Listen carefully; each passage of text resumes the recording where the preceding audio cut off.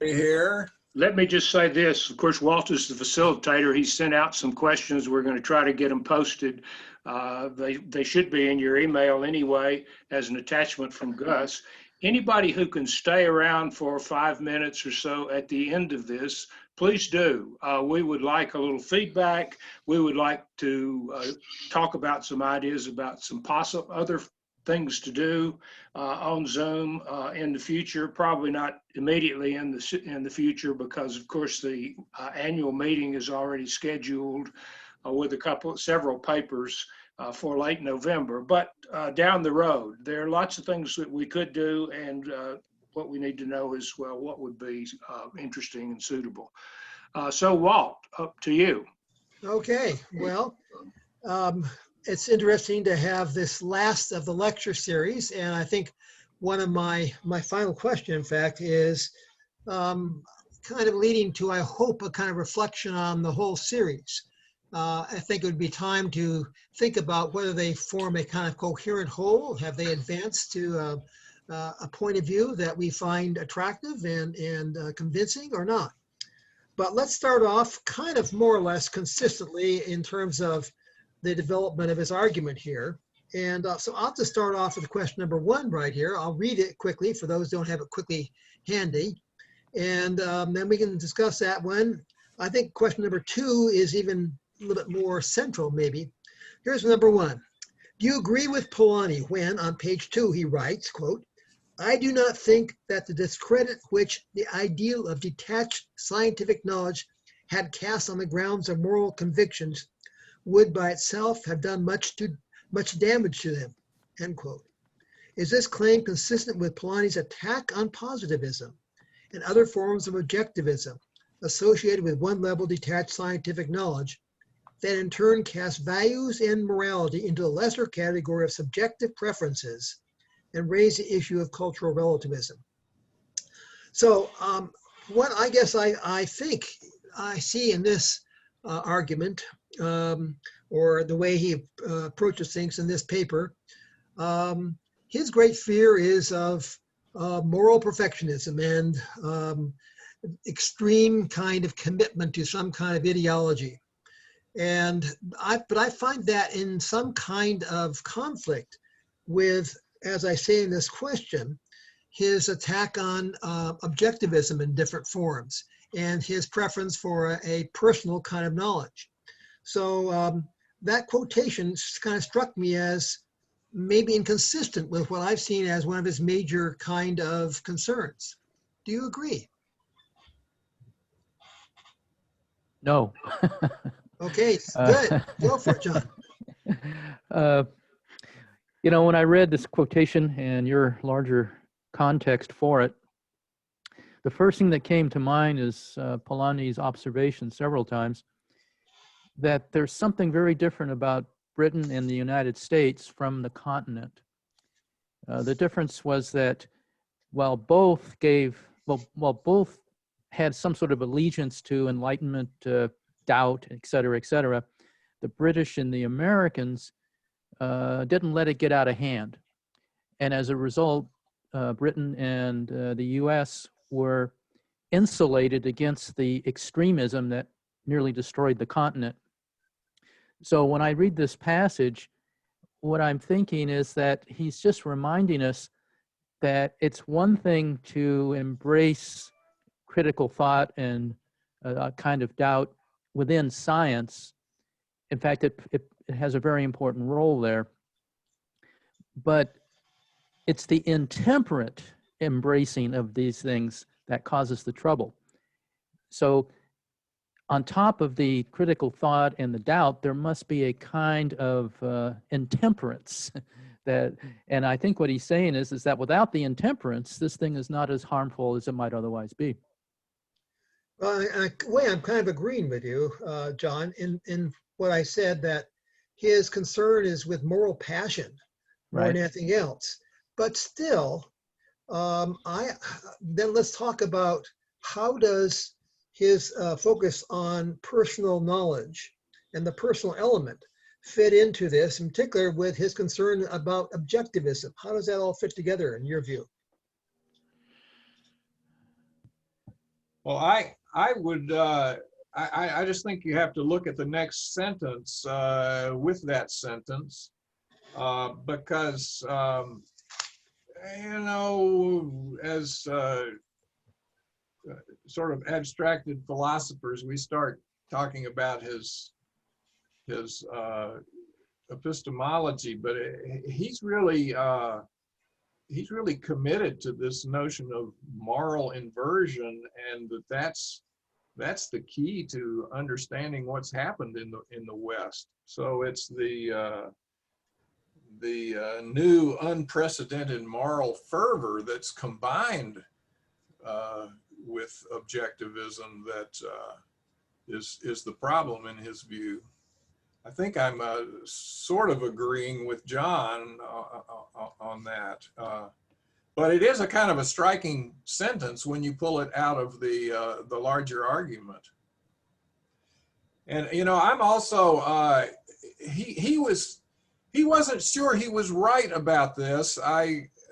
Those of you who've heard some of what Phil and I have worked on and what happens after this, I mean, his concern at the end of his life was to have a conference with historians to get feedback as to whether he had figured out where we had gone wrong. So I mean, I see this this combination. He's striving for some understanding of the way thought and life has developed in the West that combines a recognition of the limits of objectivism with this unrestrained moral fervor. Walt, you asked about how commitment fit in here.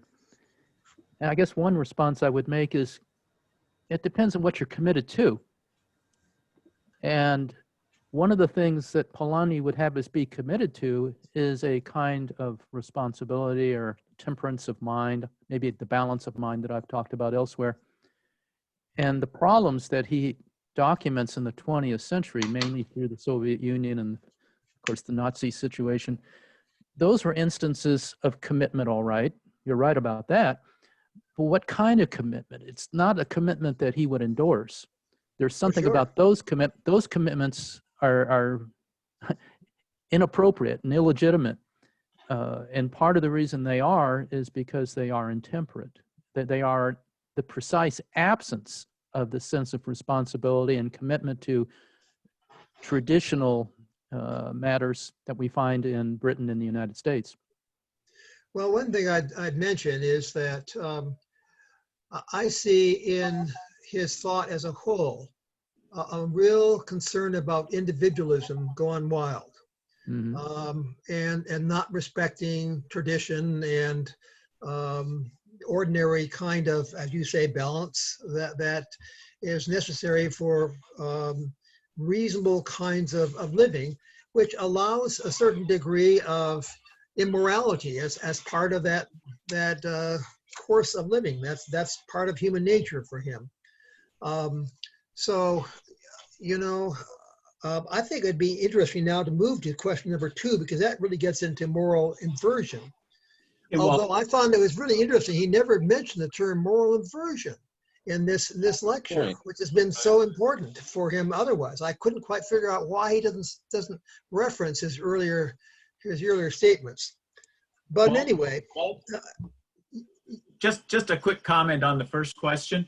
It's to me that Polanyi was actually treating morality in a separate category almost.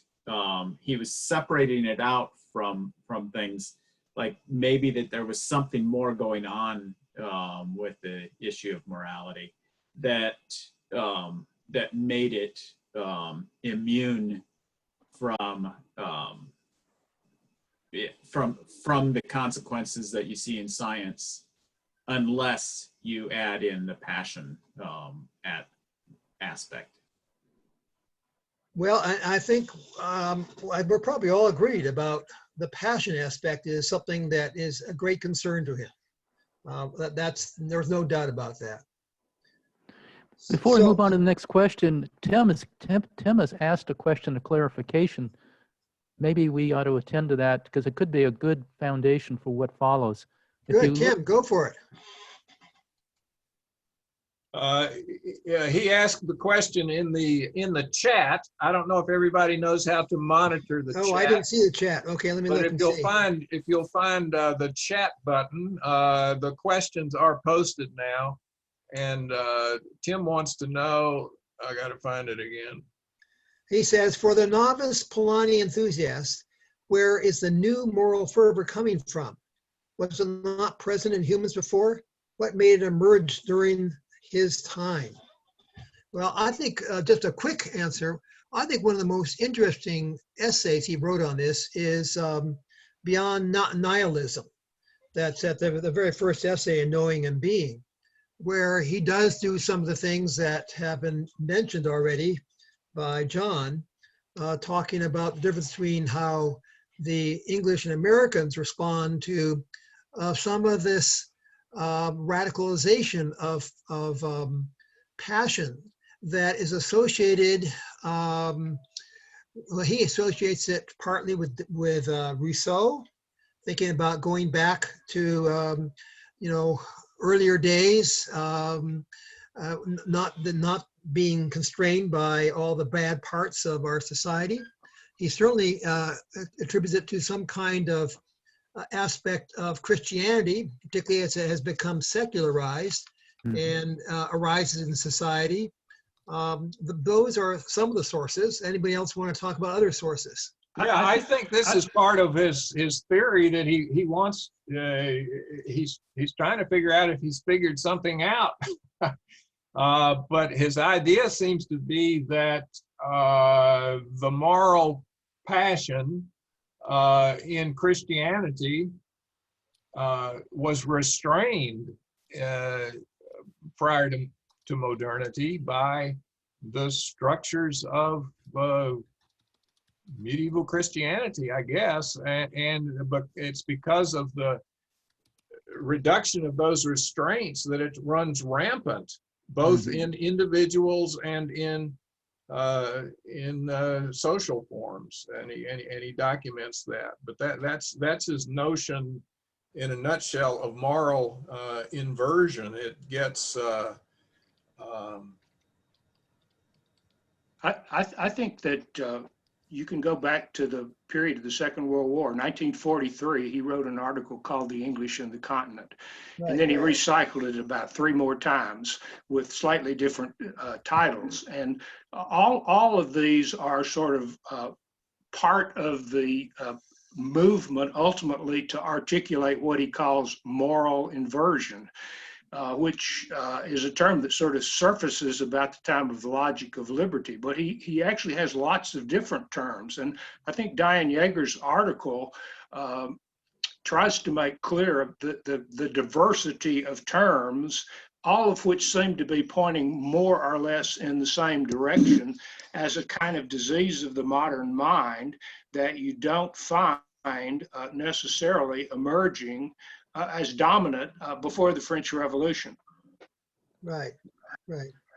I think Richard Moody's comment is right on. If you look at the chat. Yes. That's exactly what I was going to say to I've Tim. forgotten what I originally raised my hand about, but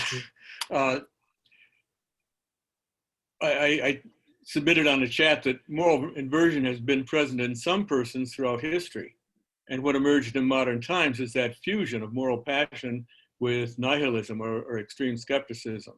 There have always been morally passionate persons. And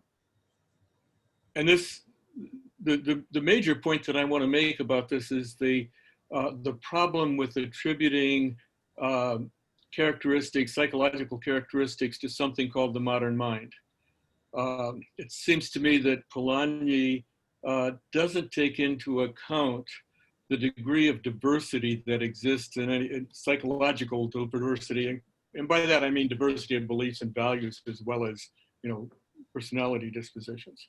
And that this diversity is great enough that to talk about the modern mind almost implies some tacit notion of a group mind that all modern people participate in. And I don't think that Polanyi wants to say that, because I don't think that he would say that, say, he and his brother Carl are afflicted with moral inversion, even though they are modern men.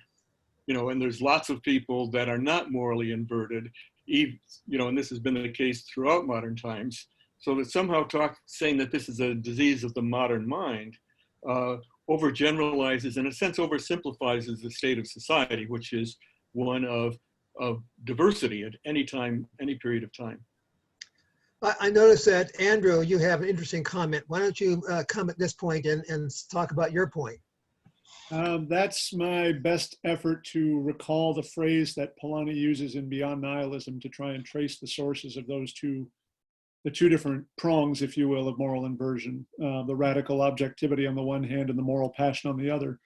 If I'm remembering right, Polanyi ultimately traces those as being grounded in Greek skepticism on the one hand and Judeo-Christian messianism on the other hand, the two of which are able to function in a somewhat creative and dynamic tension until the apocalyptic dimension of the latter, of Judeo-Christian messianism, gets eclipsed in modernity, at which point all the moral passions of the Judeo-Christian messianic tradition become immanentized within a historical process.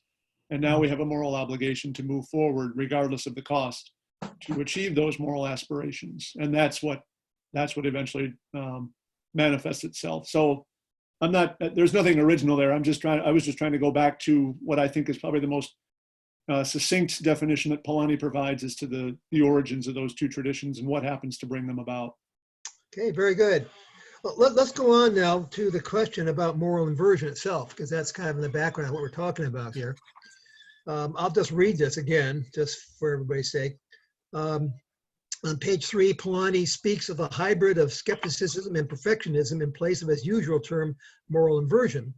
Usually he suggests moral inversion is a primary cause of the 20th century's wars, totalitarian regimes, and perhaps the Depression.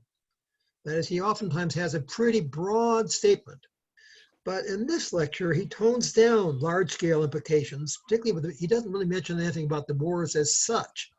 He focuses it more on kind of nihilism in persons, and he does talk about Marxism as problematic. So my basic question is this, and this kind of gets to what Gus earlier raised as a question. To what extent is moral inversion adequate for explaining the disasters of the century?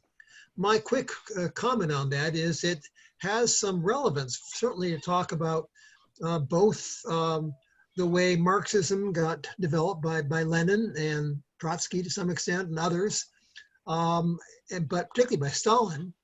And the same could be said about Hitler.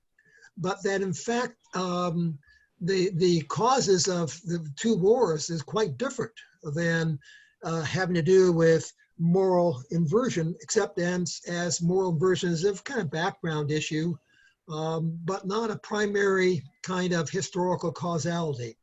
But I welcome a larger discussion on that because I don't think moral inversion does a very good job of talking about the disasters of the world wars. What do you think?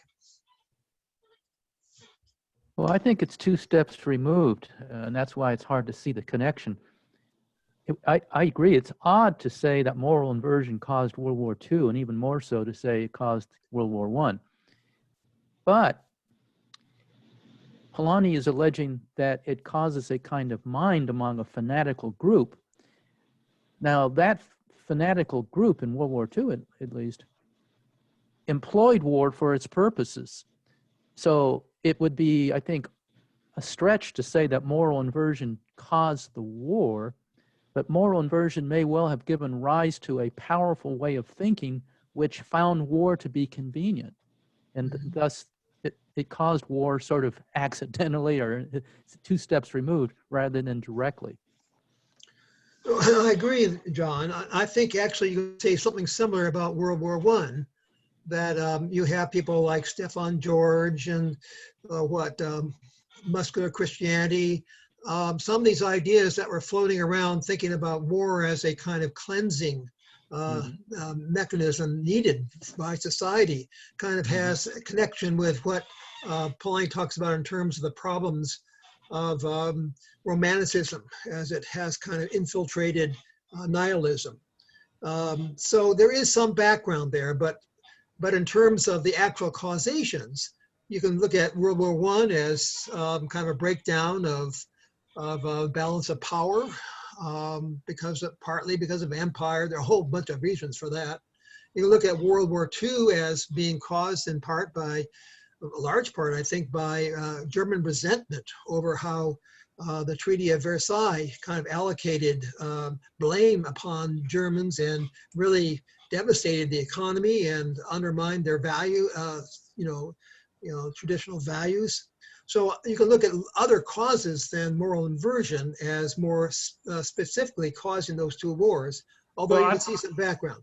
I think he does that in some places. If you read in the Contempt of Freedom, he talks about the kind of monetary policies that the settlement of World War I led to these kinds of problems. So he does talk fairly concretely early on. It seems to me that in a certain sense, moral inversion is not a direct cause, but it does have to do with the way culture develops and the way sensibility of persons develops in the context of culture. It seems to me that, yeah, like John said, it's not the direct cause, and Phil said, but it seems to facilitate those sorts of movements by, I think it still works that if people don't think that they can rationally discuss morals, that they have to hold them dogmatically and because of the moral skepticism, but still believe that there's a right and other people aren't listening, then they use the immoral means to get what they see as the moral stand to the front, right? So war or, suppressing votes, things like that. It strikes me that maybe we ought to say that moral inversion licenses a kind of action. It enables it, or it legitimizes it, and then people act accordingly. And what came to my mind when I read your question this morning, Walt, is I think we see this in spades right now on our campuses. We have a kind of regime of moral relativity. I mean, you can't find a sophomore who isn't going to say everything's relative. Meanwhile, the campus is full of extreme measures of censorship and cancellation of people and destroying of careers and so forth. So that we have this very odd juxtaposition. Everything's relative because we're skeptics, right? But even though everything's relative, we're going to destroy the career of that assistant professor because he said this thing in his classroom. Yeah, no, I think that's a good observation. See, Richard Ellen, you have your hand up. Well, two things. Yeah, I agree with getting that over here. And there are certain things, for example, that the BBC will never allow anyone to discuss, such as abortion. You'll never find anybody wanting to at least limit it on the BBC. We have this with with lecturers and professors, proper professors, not being allowed being denied a platform, being cancelled. We have the ridiculous National Trust, which exists to preserve landscapes, buildings, and so on. Now putting up notices about the connections of previous owners or residents of premises who had some connections with slavery and the slave trade. Of course, you'll never hear the fact that it was Christian Conscience with Wilberforce and others that abolished the slave trade, and the Royal Navy, which enforced it. You won't hear that at all. And so on. So we have that. I would suggest that in Germany, you do have the teaching of Treitschke and others that might is right. And that goes with social Darwinism. And I think Sir Herbert Butterfield, in his Christianity and History, I think that's it, saw in Nazism, which is not the same as fascism. I mean, fascists were nowhere near as bad. That Hitler and co thought in terms, biological terms. They reduced humanity to biology, and it saw evolution as red in tooth and claw, and the strongest dominating the weak, which you can also trace back to Nietzsche, and sheer assertion, which is Nietzsche's idea of the Superman. I forget the German word for the medieval person, who simply asserts his power and doesn't bother to justify it. So Richard, let's make sure we're keeping on the whole issue. So these things, I think, lie behind that. Plus, as you've said, what Bergling called the immanentization of the eschaton. That is very important. Which we see starting in Germany as well. We had it in Puritanism in Britain, and I imagine in New England. Yep, okay. These are many things which are connected and feed into, sometimes directly, are forms of moral inversion. Right is might. Absolute ruthlessness is right. You can get away with it. Okay, thank you. Let me just go to the second part of part B of number question 2. Polanyi claims the nihilistic version of moral inversion finds in the world, quote, no grounds for authority or value, and declares man's choices unrestricted, end quote. Do you find this claim for radical individualism is best understood as arising out of moral inversion?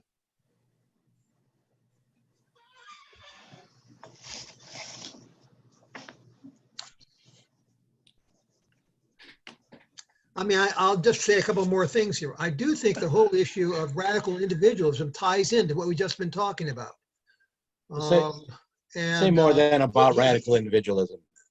Well, I think he relates it back to Rousseau in many respects, Dwayne, that radical individualism denies the power of our tacit traditions to shaping us, denies the fact that we really are social beings, and establishes instead that every person is free to kind of construct their own set of values.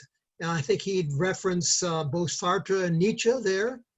That he sees as leading itself to this kind of conflict I think I referenced about individualism as both being claiming freedom, but also bringing to a kind of group mind of that facilitates a really totalitarian society. He's kind of plays in interesting ways with those concepts. So anyway, I do think he's very concerned with the whole notion of radical individualism.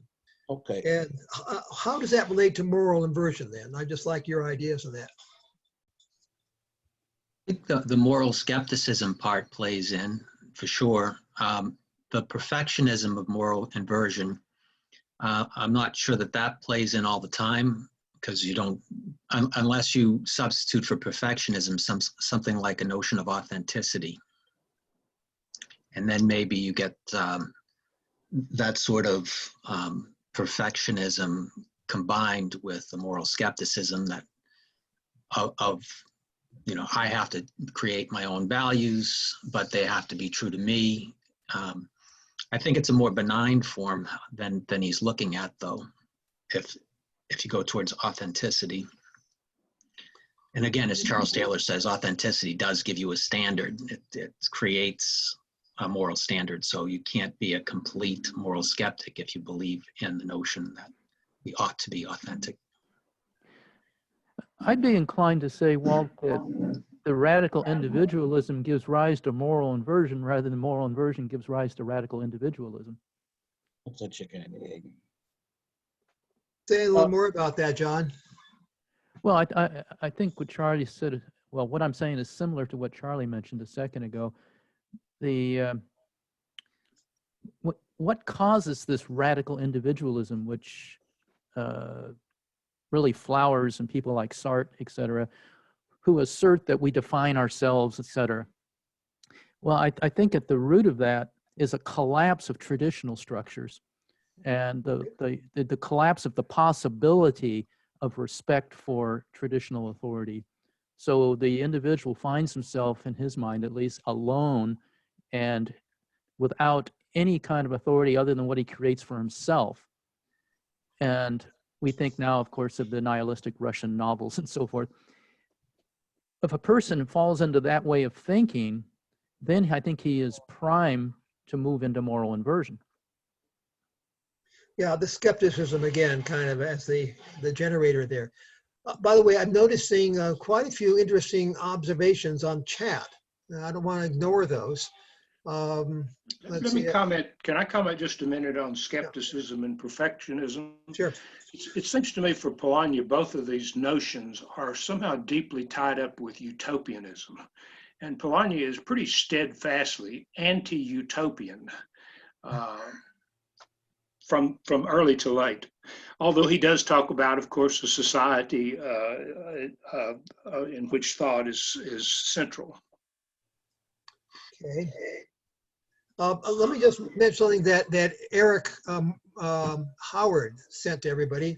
Radical individualism as complete autonomy, Polanyi seems to argue, is unstable as a principle for society. And Craig agrees, and I would agree too. That's very problematic. And again, this is where tradition helps balance things out. I have some questions on that a little bit later. So let me go to question 3 then, or part C of question 2. Is there a conflict in Polanyi's claim that moral inversion produces both radical individualism and produces political teachings that suppress the individual?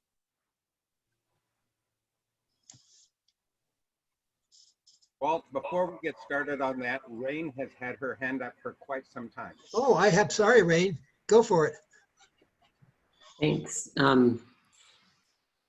We're focusing on this radical individualism, but he also uses this term self-determination. And I think that's an important distinction.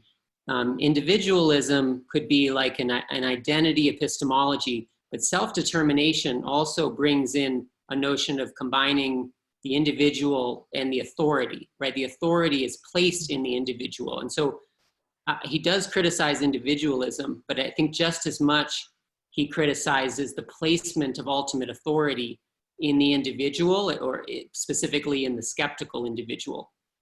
Or in just a state too. I think there's got to be some kind of dialogue here. And let's not forget, I think you make a very good point about self-determination. We are seeking the truth. And so we have, we're making claims about universal intent. That's making us a claim of our own personal belief system. So yeah, individual choice is certainly important here, and that's part of responsibility. I think we'll get to that a little bit later in our discussion. So good point.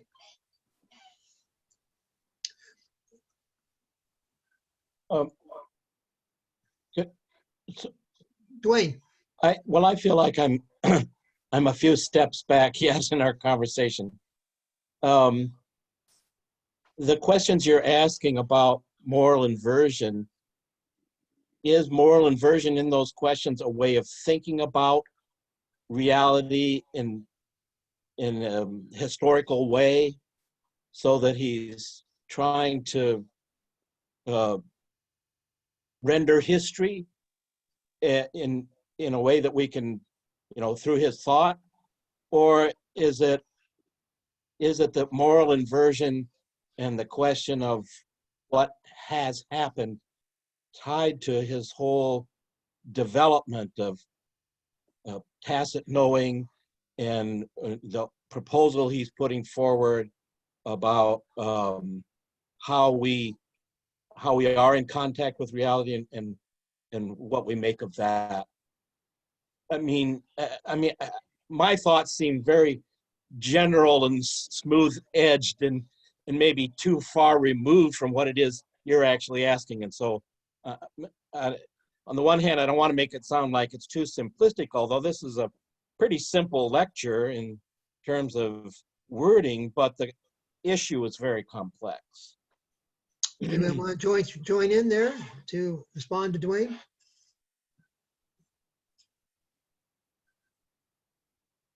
I mean, here we have a thought in, and the whole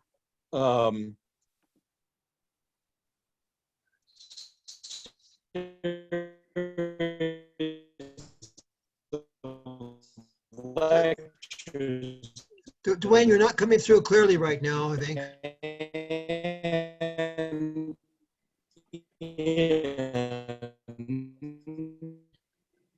So I think I have a comment relative to what Dwayne was talking about. Charlie. I've already made that objective. Charlie. Yeah, I think back to the very first topic about whether or not the philosophical idea that you can't ground morality wouldn't have had, because of the rise of science, wouldn't have had the same effect if that goes back to him trusting ordinary people in their pragmatic relation to the world to know that there is such a thing as morality, right? That'll link the tacit to a moral understanding. So we have a tacit understanding that there are values that do make a difference, that our behaviors can be good or bad. Right? So that, I think, he always holds on to that grounding, and it's when you get the abstract ideas undermining what we tacitly know in a way where it creates a tension at one level, and maybe it seeps into our understanding and overrides that tacit knowledge that we have. But I think later on he also says that sometimes the ordinary view is actually the right one and the scientific view is the wrong one. And I think what science thought about itself was probably the wrong one, because they were going after those physics and mathematical models, whereas the ordinary person had a better understanding of how there is value regardless of what scientists might say about the nature of the universe and it being amoral. Okay. Well, are we okay to go back then to question C here? Is there a conflict in Polanyi's claim that moral inversion produces both radical individualism and produces political teachings that suppress the individual? Those are sort of contrasting, it seems to me. I think it's inevitable that those two emerge simultaneously. Because one thing that Polanyi highlights, I think, is the difference between the person and the individual. And once you're operating within a cultural framework in which the person has been eclipsed by the individual, I think it's inevitable that both you end up with radical individual relativism, and you also end up with a cultural and political arrangement that can't help but eventually end up suppressing the individual. State and individual find themselves in an irreducible tension at that point. So to a certain extent, the personal is the resolution of the problem that is presented by the accession of the individual. Okay. Let me just put my question a little bit differently. It seems like if you have lots of individualism, that you would have criticism of any kind of superior force that manifests itself the way he's suggesting in the latter part of this question that suppresses the individual. So that's for me the bit of a conundrum. Well, I think you do see that. I think you see both of those within a cultural context and a social context that is dominated by individualism. You do have a proliferation of critiques mounted against anything that in any way, shape, or form appears to impinge upon the freedom of the individual, however the individual is defined. And the more individualized the society becomes, the more radical the critique becomes, right? The fewer restrictions and the fewer restraints there can be. And that launches a project of potentially unlimited critique against any form of authority or tradition or anything like that. And at the same time, by definition and by necessity, you also have a social and political movement that becomes increasingly oppressive as it attempts to negotiate all the competing demands from all those different individuals demanding all their different freedoms. In order to maintain some sense of social, political, and cultural order within the context of absolute individualism, you need an incredibly powerful, incredibly centralized state that can say, this is how we're all going to play together, in the sandbox without killing each other. So that was a good point that Richard Allen brought up in his Beyond Liberalism book. Yeah, right. I mean, it's Thank you. inevitable. Okay. Sorry, Okay, Richard. I like your explanation. That I think that was very, very convincing to me. Any other comments on that? Well, Yes. we shouldn't forget the passion, the moral passion. What Andrew just described approaches a kind of chaos, right? But the passion's still there looking for an outlet. And so how does the passion manifest itself under these very chaotic situations? It illegitimately takes a position. And the social and political manifestation of this is that somebody gets the shaft. Some point of view is forbidden or is censured or whatever. A certain kind of people perhaps becomes a scapegoat. So We see some of that today. I think we can probably relate a lot of this to what's going on today again. I'd like to move on then to question number 3. On page 6, Polanyi claims that the transmission of knowledge from one generation to the other must be predominantly tacit. My question, but isn't most socialization, whether it's schooling, the media, instructions from parents, friends, so forth, isn't this done at an explicit level? Then it may be internalized and function in a person tacitly, but that does not seem how it is usually transmitted. So is he I'm not sure why he's emphasizing the tacit so much there. What do you think about that? Can I jump in here? Ellen's got her hand up too. I think he could have said that more clearly. I think what he's trying to stress here is the confidence and inherent trust, say, that the infant or a learner has in the teacher. But the content of what is taught is very often explicit. We just use what is already learned in order to extend our horizons and learn more. I think it would have been better if he talked about language and the way we hold that to be tacit, and use that for new learnings in an explicit focus. Richard? I really like Ellen's use of learning instead of socialization, because socialization has the connotation of a passive learner who simply absorbs the lessons that are being taught. And we all know from modern theories of learning that real learning is a very active sort of thing, and it's an interaction between what the learner brings to the situation and what the teacher tries to present. And teachers all know that the things that you present are not the things that all students pick up. I mean, and there's a diversity in what students understand you to be saying, and I think that this is characteristic of all learning.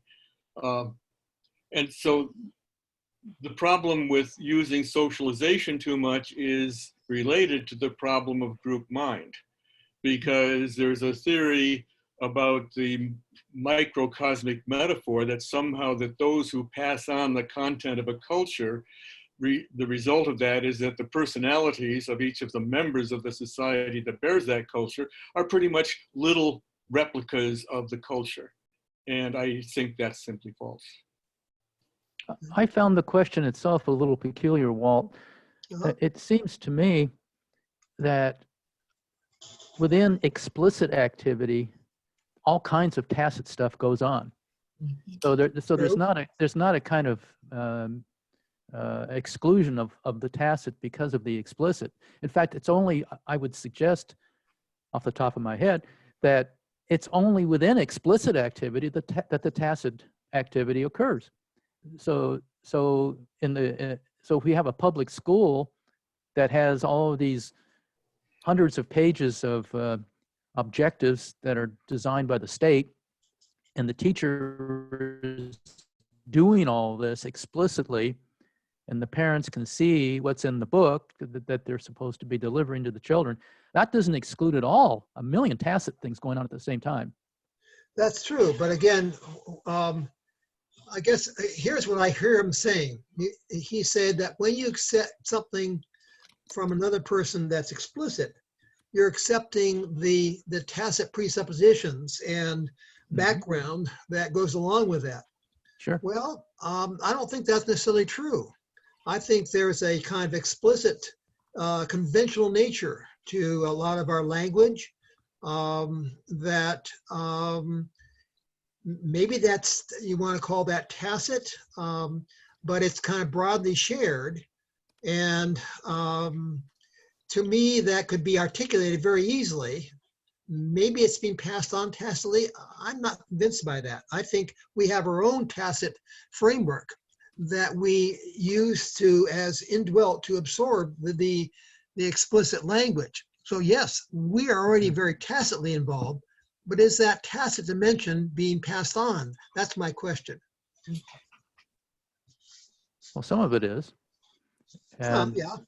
And I would say that as the individual becomes more mature, there's more of a negotiation going on.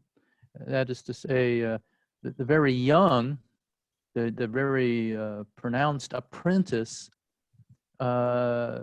contributes less to this negotiation of the tacit than does the more mature person. So at a certain level, the two individuals might be of equal authority, in which case the filter that you're referring to of the tacit in the learning individual is so powerful that it may impede the attempt to pass through from the other person something. Absolutely. Yeah.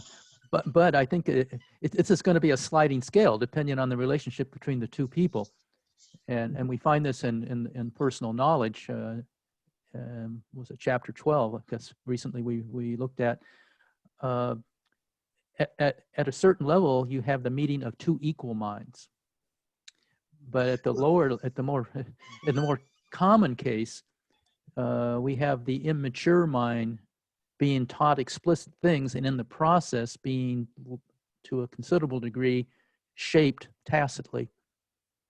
Well, I guess where I see the tacit being most explicitly passed on is in the situation of, say, in a labor situation where you have the young person kind of watching what the the skilled person does, and there I see that's very important. But not so much in a lot of our attempts at education, which becomes very explicit. So. But we're not all equally gifted, right? That's right.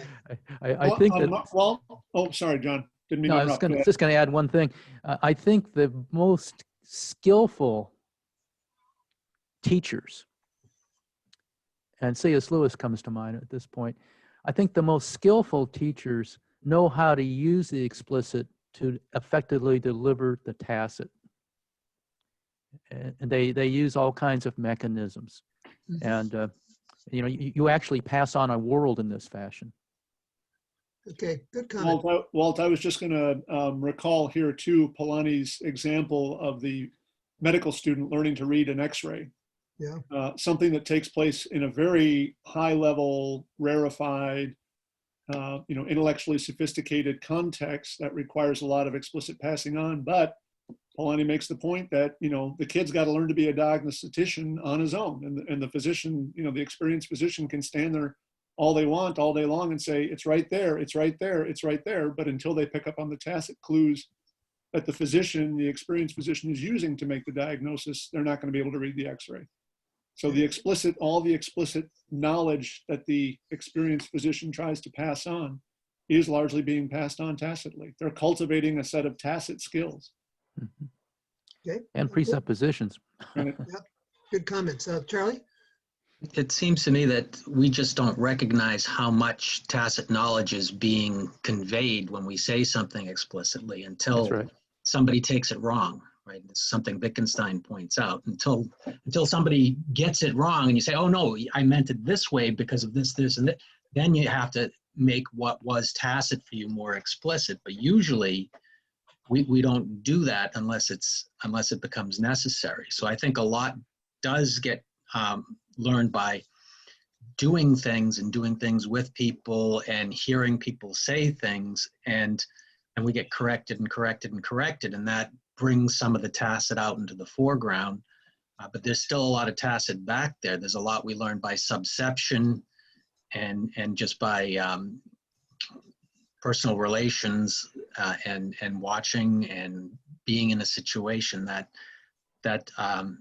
isn't explicit. So it's a fund that allows us, the background knowledge that allows us to understand what's explicit.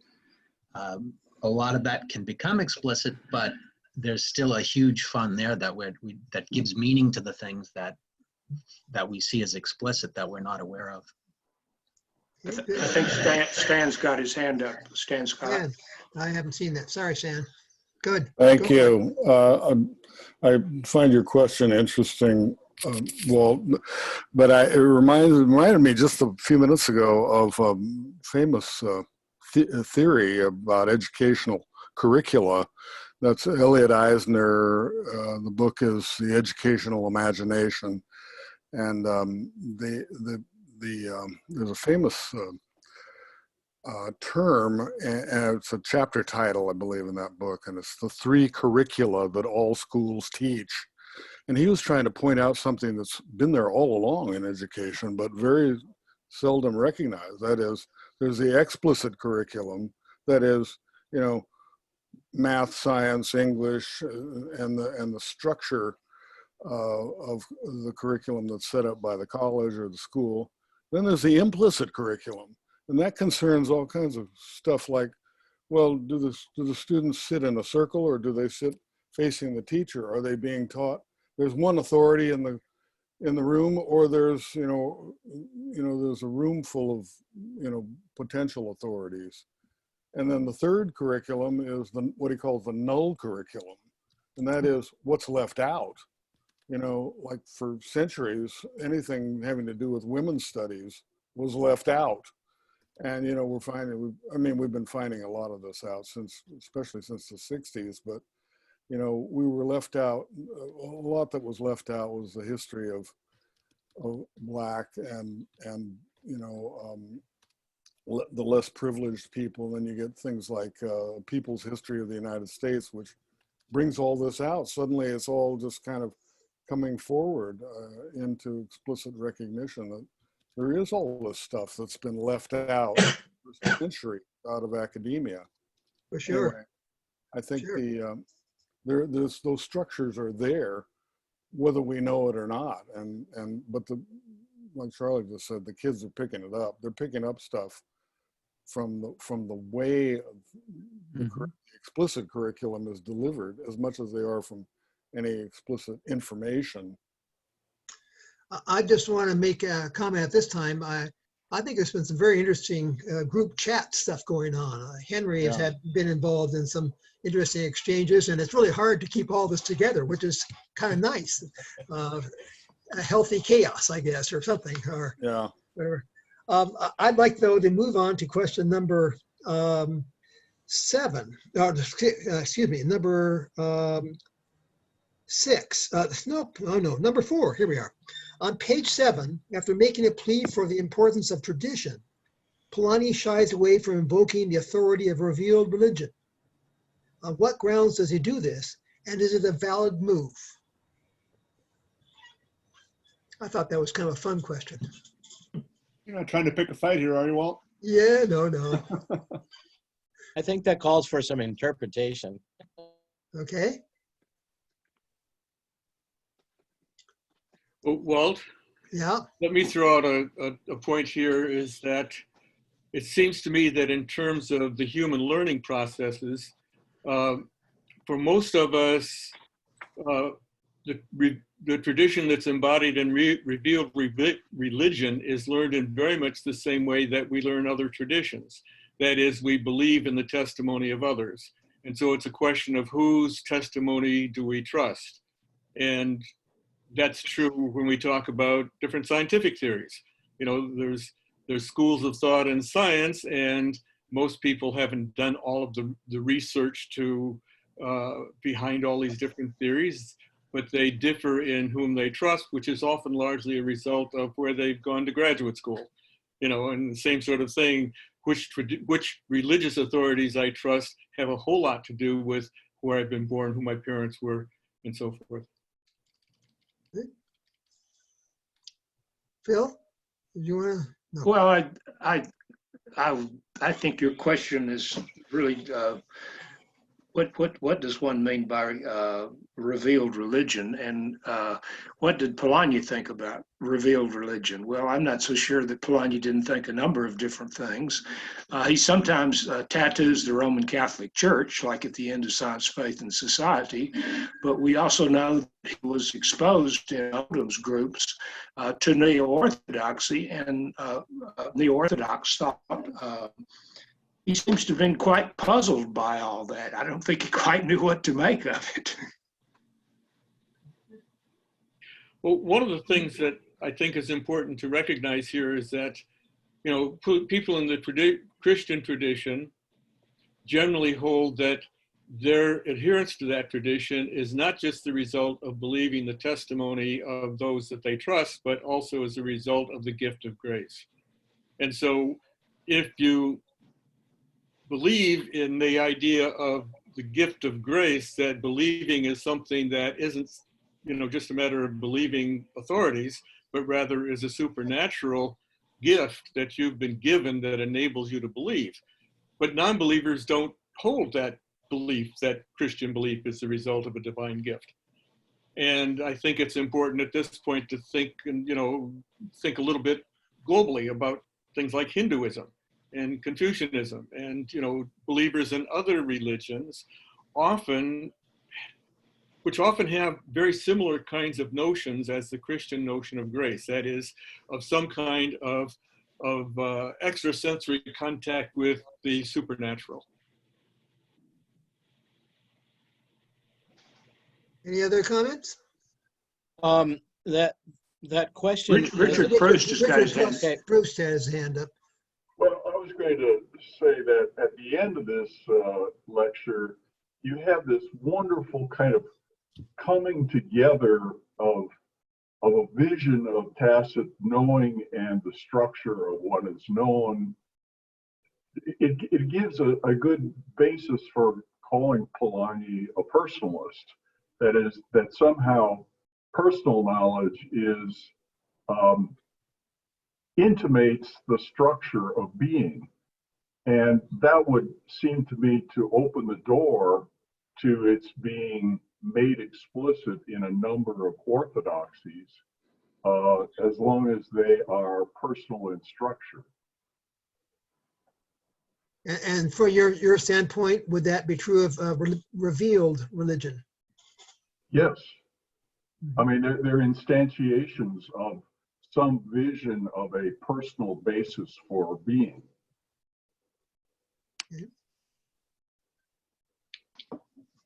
Walt, Okay. I have just two quick comments on your question. First, as Andrew knows, I recently wrote an article about Polanyi on Revelation. Mhm. And you'll have to wait for that journal issue to come out to read it. But what strikes me is that I'm looking at page 7 now. I think you're referring to the bottom of the page.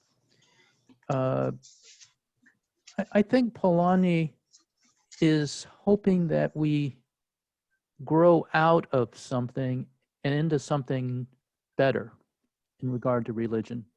Mhm. In Personal Knowledge, you'll probably all remember the passage where he says, we owe a great debt of gratitude to the critical spirit for rinsing us of some of these primitive beliefs we had about religion. And I think this page 7 has some of that spirit in it. Polanyi's not asking us to return to an earlier religious consciousness. Instead, here on page 7, he's saying, let's benefit from our rejection, our departure from an earlier religious consciousness, and use it as the opportunity for entering into a new religious consciousness. And I think this new religious consciousness is what is the focus of the end of Personal Knowledge, and it has to do with discovery, as I pointed out a couple of weeks ago. Mhm. So I think Polanyi's vision includes a kind of maturation of our religious thinking.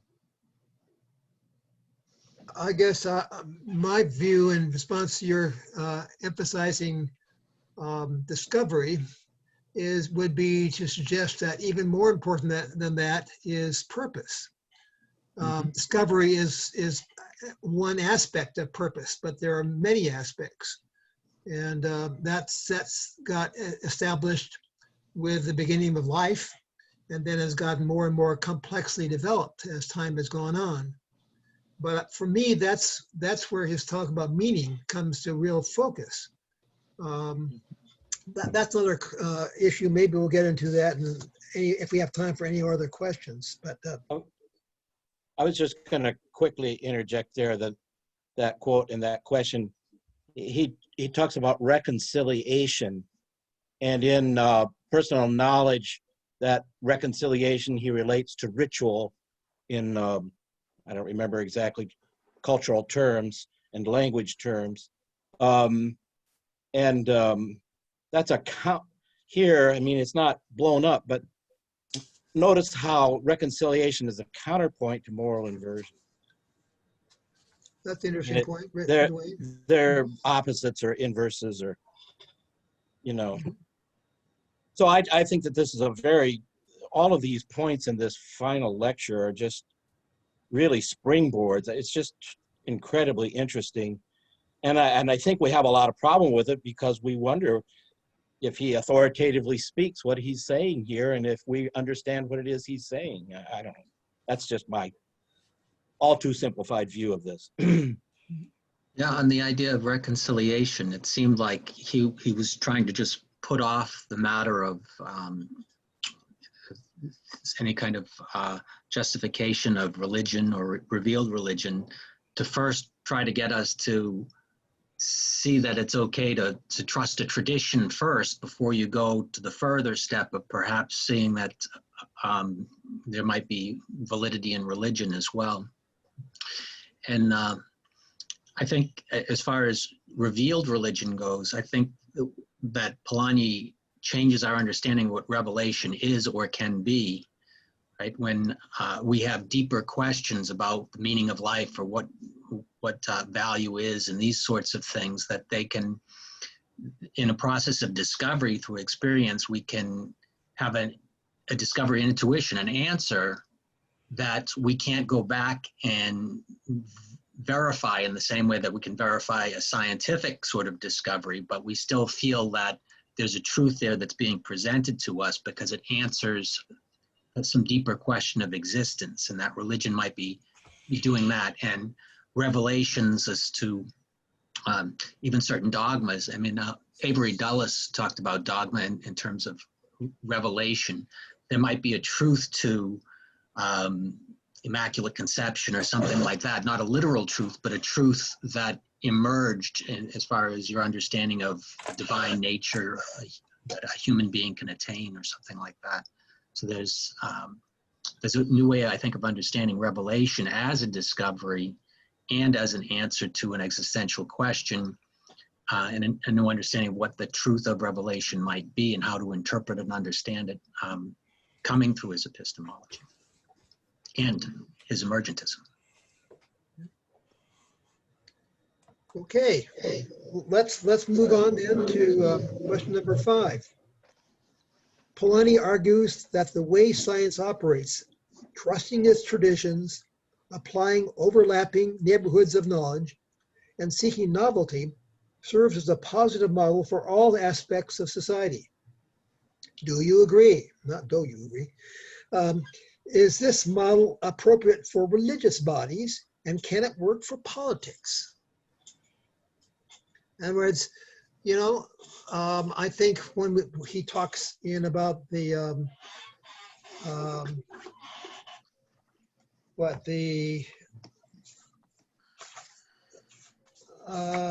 Republic of Science, he's really saying it's science is a model for all kinds of group organizations and processes. Is that true? It better be true. I fear if it's not true for politics, we're in for some rough times. We're experiencing rough times. We are indeed. That's exactly what we're experiencing, the kind of deterioration that defines the opposite of the Republic of Science. It seems to me that this is an example where what Phil said might not be entirely true, because I think that Polanyi is engaging somewhat in utopian thought here. I think Polanyi has this notion from pretty early on of what he calls dynamic orders. That's a notion that he pulls out of Gestalt, and he simply says that science is a dynamic order, but there are all these other dynamic orders in society, and they're all more or less akin.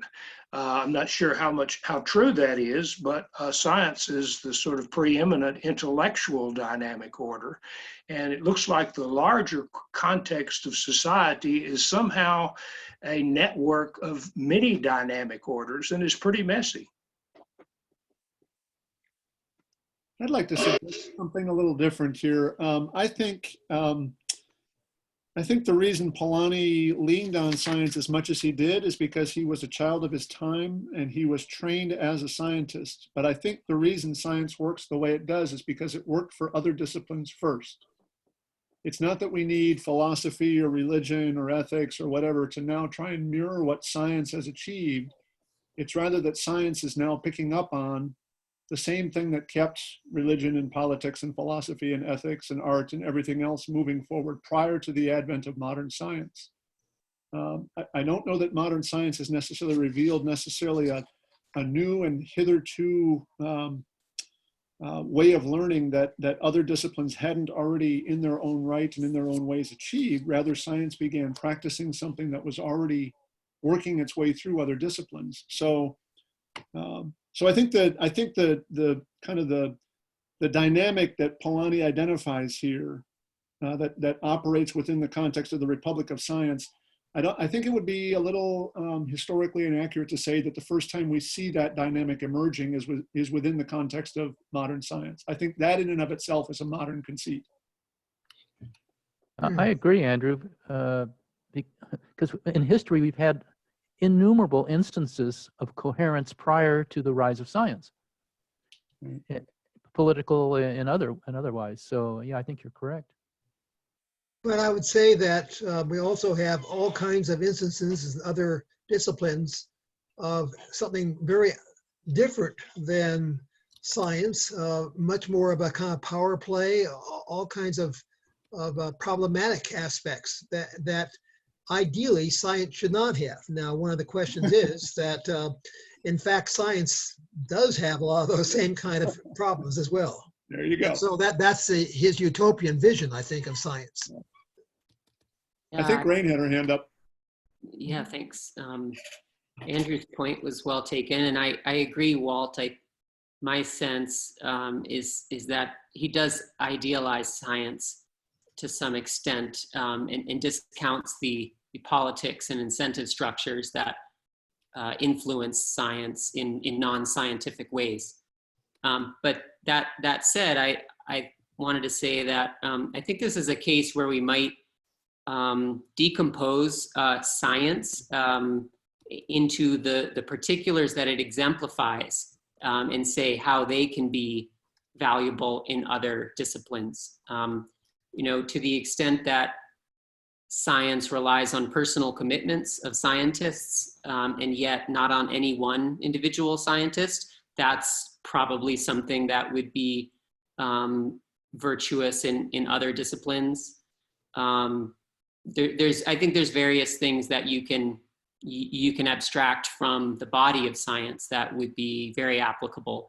And the inverse of that being that if science exemplifies something that other disciplines value, that doesn't necessarily mean we can think of all disciplines, all domains as scientific. I think there's some risk of a reductionism there. Okay. Charlie?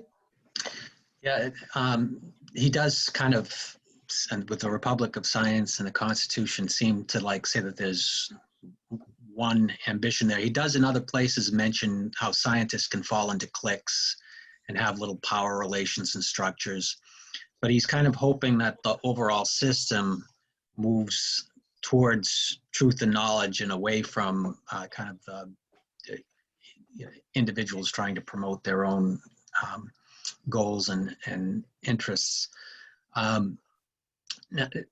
The idea, this gets back to when he talks about a constitution of science, and he talks about a general will, and then he talks about a general will not just for science but maybe for the arts, or maybe for a religion or something like that, having this general will. And my question, kind of together with what Dick Moody's been raising about this idea of the modern mind, the modern mind as maybe being something like the general will in science. Is it more like that? Or is it a joint comprehension, kind of a modern imaginary, perhaps, that makes people more susceptible to something like moral inversion rather than mirrors itself in each individual? This idea that what struck me as very weird is I like the idea of the general will, especially of a country or a particular discipline, science or particular art. But he said something really weird about that, and I don't know if anybody can help explain this to me.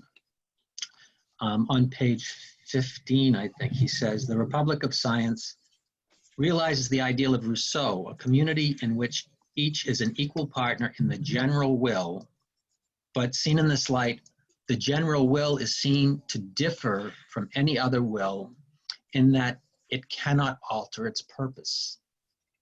The community of sciences would instantly dissolve if its task came to an end and the members of the community had to decide, go on doing something else. But a subjective choice can be varied at will.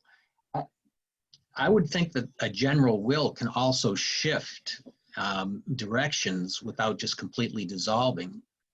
And I didn't understand what he was getting at there.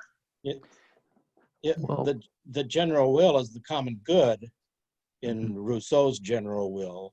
That's right. So, I mean, we're back to the tacit and indeterminate and processes that can be wholly indeterminate. I mean, is the good, do we say the good is alive? I mean, you know.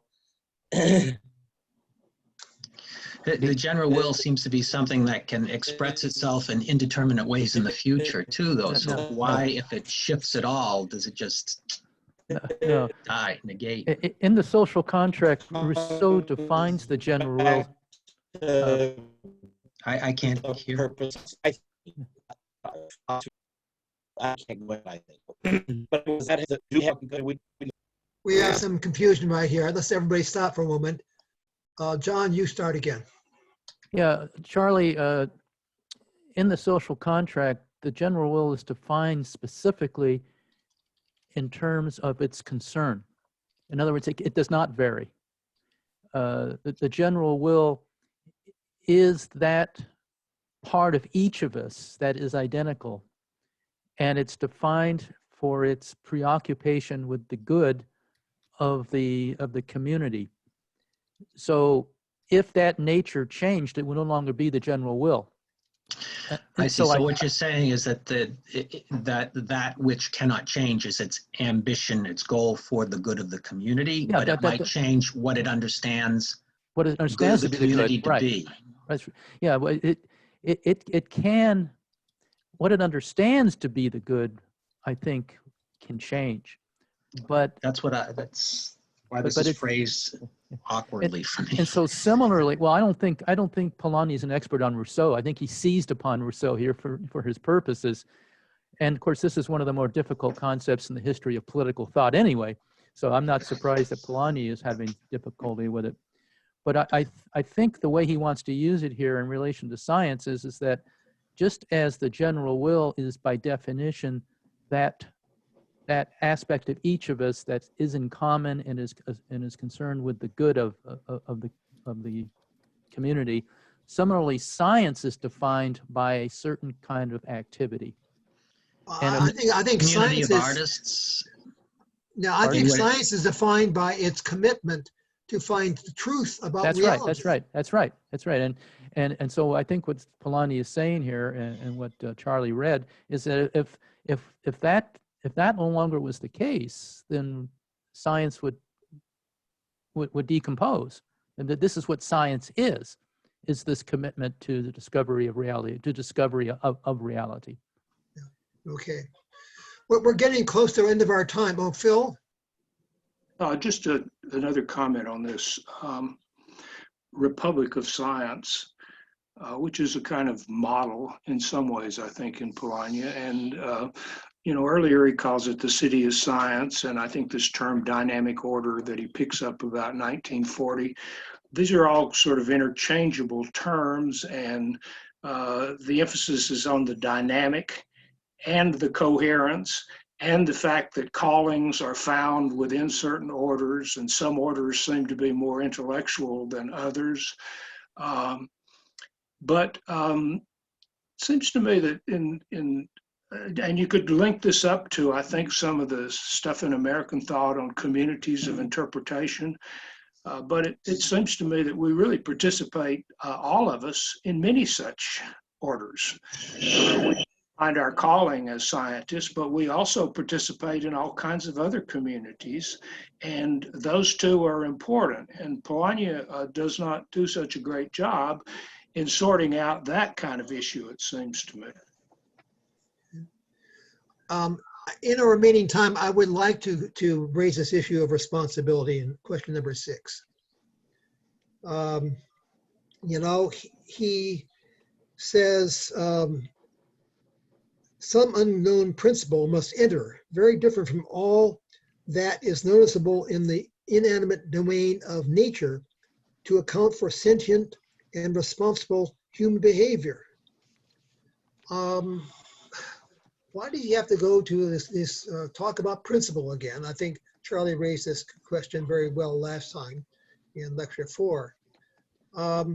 It does seem to me there are naturalistic explanations for choice, free choice, and therefore for responsibility in relationship to how free choice is enacted. And do you have proper knowledge and ability to follow up on what your values are? So that puzzled me. Any comments about that response, his tendency to go to some principle rather than some kind of naturalistic explanation? Paul, could you give us an example of a good, coherent, naturalistic explanation for freedom? Sure. I think in our mind, we have the capacity of holding simultaneously different options. There has been study in neuroscience about how certain synapses can be restrained. And so you can have these different options in your own mind, and you can then link them up to different trains of thought leading to different consequences and choose between them. That, for me, is what is involved in freedom of choice. Yeah, but who's doing that? The language you use there, you said you're the one who links them up. I think the question here is who's the you linking them up? Is it my brain linking them up, or is it me linking? No, it's me as a decision maker relying upon the processes of my brain. That's what supports my decision making. As an emergent person. Absolutely. So the emergence there seems to be the bit that that Polanyi is after when he talks about this unknown principle, because I don't think Polanyi wants to reduce that to your brain. Well, I'm not reducing it to my brain either, but I'm saying that's the underlying process that we use when we are making the decision between different alternatives. What we do is we have in mind as a person what these different alternatives are, and we have reasons for marginal control over those possibilities. Absolutely. No argument. Okay, so that would me to be a naturalistic explanation that doesn't mystify all something that doesn't seem to be that well, but we haven't explained in naturalistic terms the higher level function.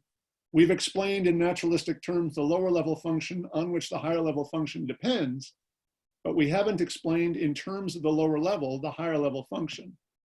Well, I think the higher level function is your thought. And I'm not seeing where the problem is there. This is how we ended in last. I'm going to ask our resident emergentist to tackle this one. Charlie, you want to have a go? Well, I think he could talk about principle of marginal control, right? But he's looking for something more than a principle of marginal control. Something is stopped. Oh, can you hear me? Yes. Yes. Oh, okay. So he's looking for a deeper principle, and here he's going back to kind of an essentialist, vitalist sort of understanding where something has to be there from the very beginning in order to promote whatever emerges later on, right? And this is where Richard Allen was saying, well, this is why we need religion, because for it to be there in the very beginning, it had to be kind of put in there at the beginning.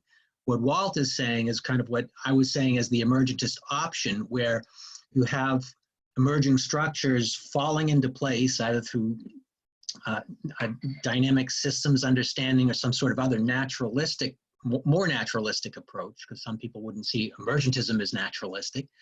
And once you have a system set up, the interactions for the system create new possibilities. One of those new possibilities is dimension of freedom, where you have this dual control that can now operate on the lower level.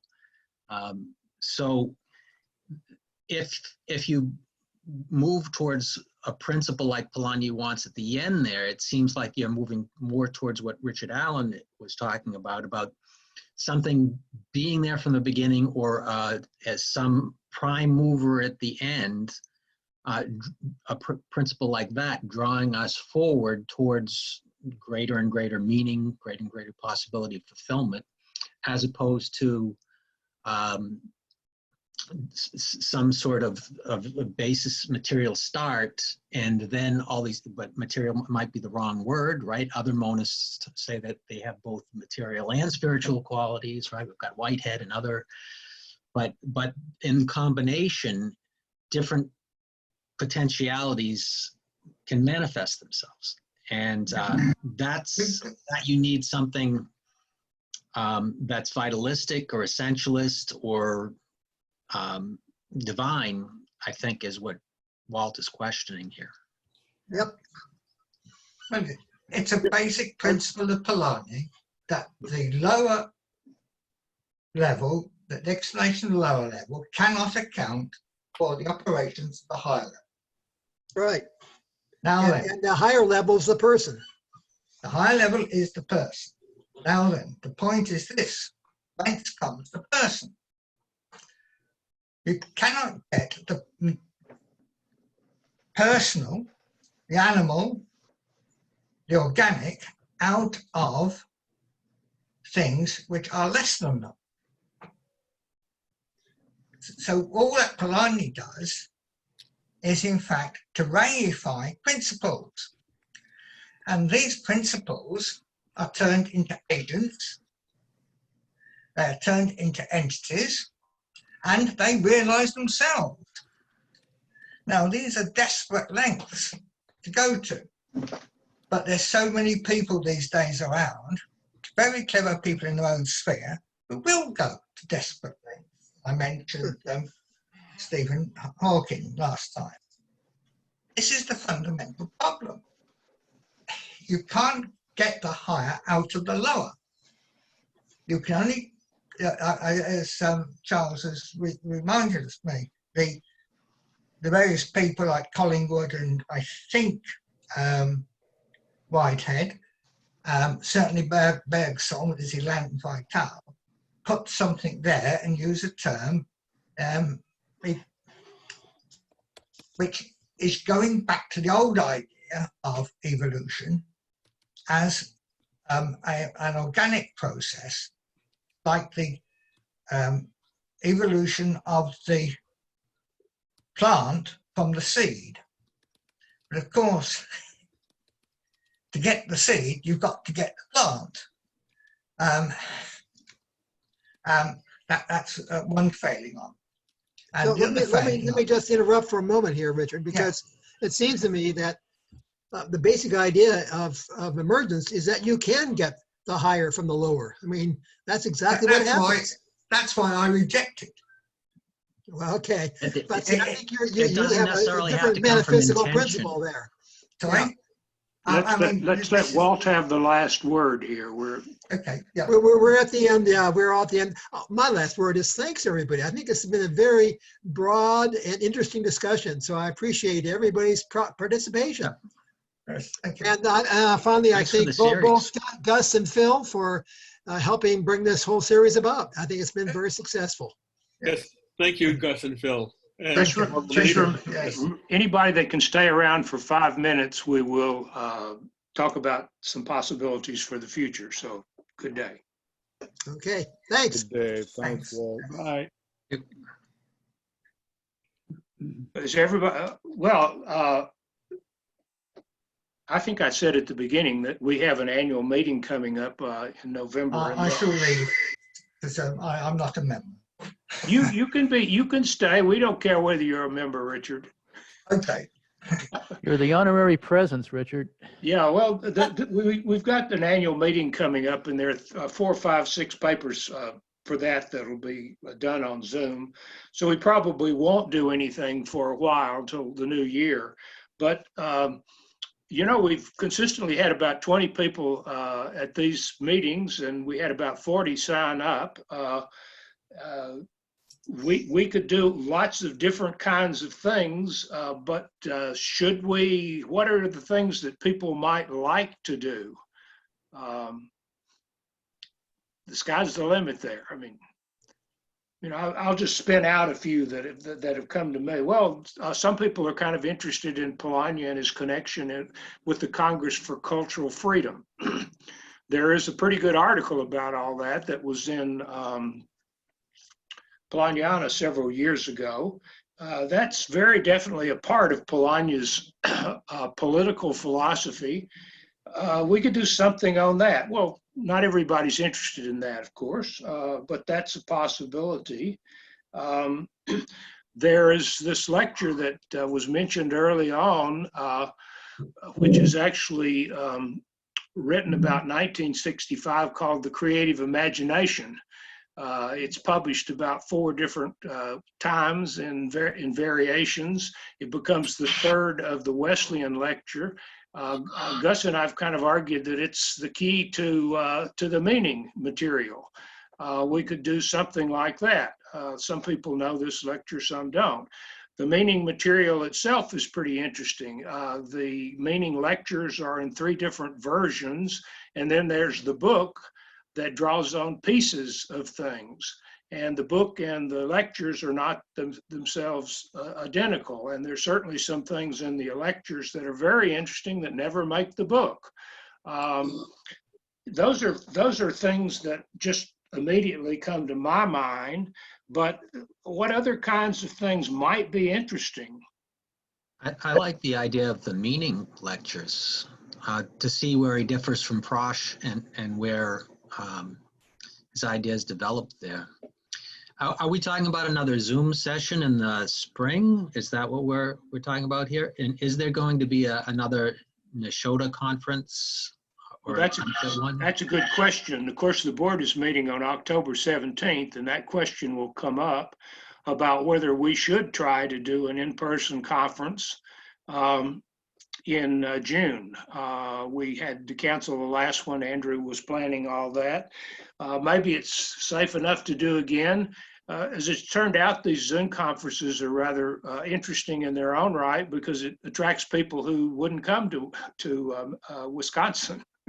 But I don't have a good answer for that, Charlie. And don't forget, of course, we have our lecture series coming up in November in place of the AAR. So we have a series coming up very soon of interesting papers. Right, that's the annual meeting that I was talking about, about 6, isn't it? Uh-huh. I'll make 2 comments. One, I'll second Charlie's interest in the meaning lectures as opposed to the book meaning. And 2, I found that 5 Saturdays in a row to be a little bit strenuous to try to make all 5 of them. And if I'm going to be part of it, I'd like to be part of the conversation as much as possible. So it might be good to make them a little bit shorter series than 5 Saturdays in a row. That's a good idea. What we've discovered, of course, is that people can't necessarily control their schedules, so they can do 5 or 3. But the feedback we've gotten, of course, is that some people are using the recordings.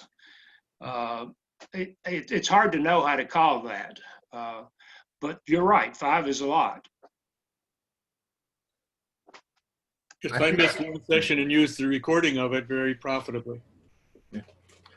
5 is a lot, but you could conceivably do it do it every other Saturday, or do it on a weekday maybe. Saturdays sometimes are really rough for people, but just a thought that occurs to me. I enjoyed this discussion about moral inversion, but I think we're heading into an amazing political situation in this country and in the world, and I would be pretty interested to see Polanyi Society do something that is really pointed to, well, I don't know about answers exactly, but some kind of alternative way of thinking about the political circumstances that we're facing and the potential catastrophes that are just waiting there to happen, because people seem to be, we seem to succumb as a country to confusion about who we are and about, what our institutions are, and whether they're valid or not, and all this kind of thing. But I mean, I think the theme of moral inversion in contemporary life is it's not just, the 30s and 40s in Europe. It's something we're facing currently, and it's worldwide too. It's just phenomenal. So anyway, that's just one thought. And good idea. That may be a turn away from what most of us are thinking about. We could try to get some people who will write little papers on this, or we could set up a panel, or it take a little thought about how to shape this, but we could try. Yeah. So Eric, you had a point. Yeah, I think the topics that Phil and everybody else has laid out are really good ones. But there's actually a couple that came up between last week's with Charles and this week, what with yours. Number one, all this discussion, I think, about big data, machine learning, Polanyi's interaction with Turing and all that stuff at Manchester, and his writings and PK and beyond about this stuff and the relationship between tacit knowing, that could really be, I think, philosophically, epistemologically, as well as from a practical policy standpoint, be really timely discussion. And I think number two, Richard keeps hitting on these deeper, theological issues and the ambiguity that, Polanyi seems to be exhibiting there. And I think, Richard's really hitting on attention. And I think there's some really good responses from Charles and Walter and others on some of this stuff. But those are two, I think, fascinating discussions. Where was Polanyi, in post 60, in terms of his relationship with Jewish, Christian, and Catholic theology, and all this kind of stuff, and how it informs these discussions might be another rich area. Henry?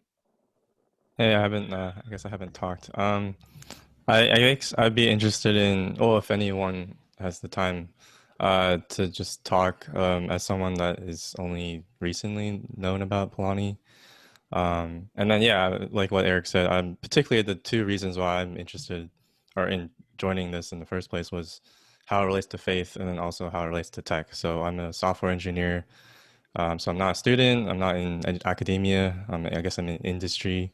But yeah, like we see all this stuff about machine learning and AI and programming, and even just like the whole knowledge transfer, like how do we deal with that in terms of programming? I see a lot of parallels with a lot of different other authors. So yeah, super interested in engaging more, except that it's just like, I just found out about this recently, basically. So, but yeah, happy to be here. Thanks. I'd like to see these Zoom conferences go on and continue to do this as long as, even if we get over the COVID crisis. I think this is a good substitute for the Polanyi listserv, which I was very disappointed that kind of ground to a halt about a year ago, and people just stopped participating in it. And but here, where we've got another willing to participate than on the listserv. And just in that comment, you are such a helpful facilitator of great discussions on the listservs, Dick. We owe you a lot of thanks for that. Anything else? In the ongoing long term, not the immediate what we're going to do next, I like the factor of which I think you accomplished at your annual meetings with the AAR. But people know about other thinkers that cover this same ground. I mean, in these last two discussions, I've thought a lot about McIntyre, for example, and his different but parallel take on science. And so I would like to see that incorporated in the future, and not for the sake of academic excellence or grading or something, but for the sake of conversation and keeping the thought alive. I think we could do that because there's various people who work on that. And, of course, the sessions we had in June, one of them was on Carl and Michael. And there was some people were at least interested in possibly following that up. But McIntyre could be in there. I mean, there's a historical connection with McIntyre. There's been lots of ink spilled over Green and Polanyi, and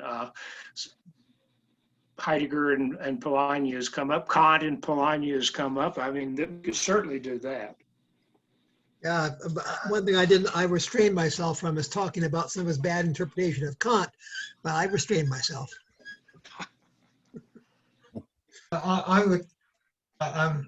I see a lot of conversion between Polanyi and Collingwood. And also on some things, certainly with Max Scheler.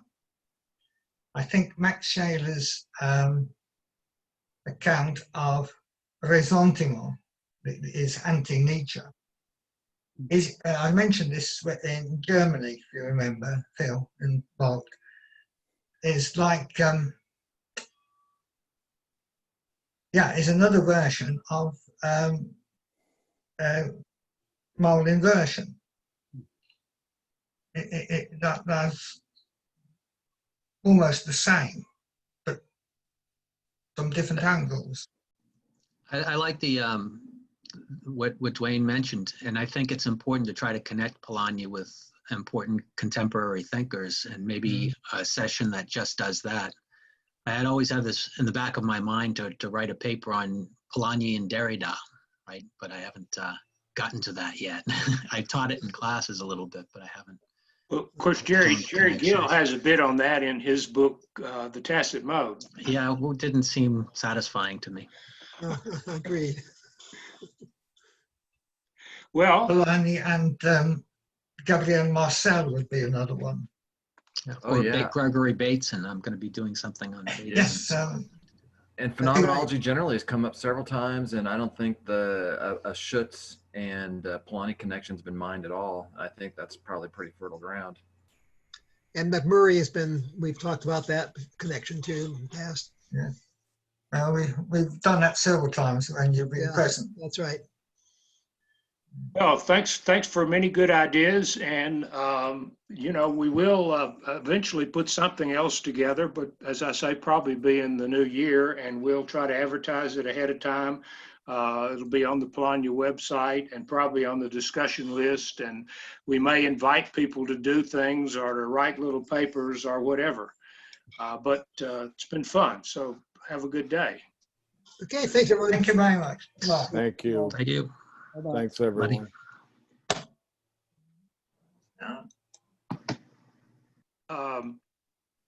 Gus?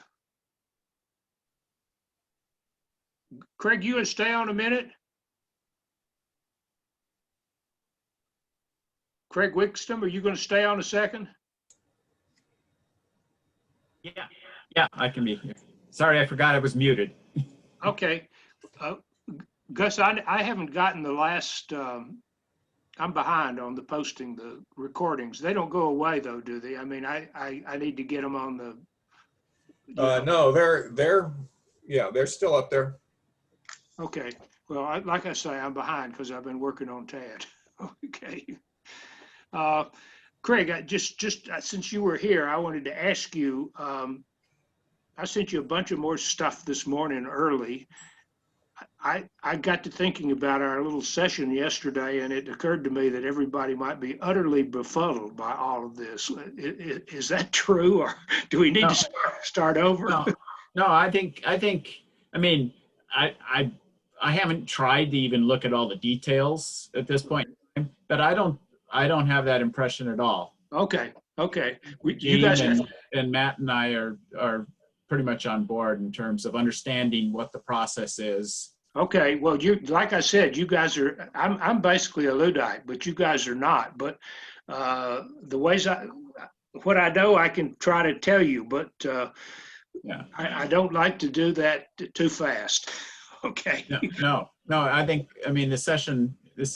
I mean, you thought that it went too long or longer than what you did. Well, I don't like to ask people for an hour, and it seemed like we kind of jumped around, and I really don't know how to share screen very well. And no, but the reason is that we had specific questions, and we were able to figure those out. Okay. So I think. Okay. So we're good. Okay, good.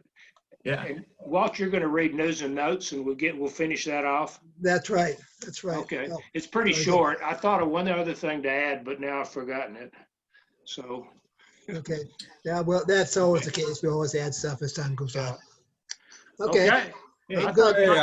Thanks. You did a nice job, Walt. I thought your questions were good. Yeah. Well, I was pleased with the discussion. I really wanted to make sure we had a general discussion, and I think we did. Yeah, I think it worked pretty well. It broadened it out a little bit from last week. There's a lot of rich stuff in the chat, so I'm going to have to copy. I'm looking at that. I have to go back and read that. Copy and paste that into a Word file, and it does appear in the recording, I think. But if anybody wants to grab it before I close this down, go ahead. I think you can do that, can't you? Yeah. I actually have pasted it into a Word file. But maybe I'll just make another copy just to send me a copy. I never got around to reading it. Okay. I was watching who was But yeah, I thought we had a pretty good discussion. I really thought this went reasonably well. One of the problems with doing the meaning lectures is, of course, that there's several of them too. And I think the point that 5 is maybe a bit too many is absolutely true. Maybe we could skip a week or something like that. And it's going to be a hassle whether to do it Friday or a weekday. I think for many people, a weekday is very difficult, but Saturday is not so good either. So we just maybe Sunday afternoon. Possibly, yeah. Okay. All Well, right. have a good weekend. All right, you all too. Take care. Bye-bye.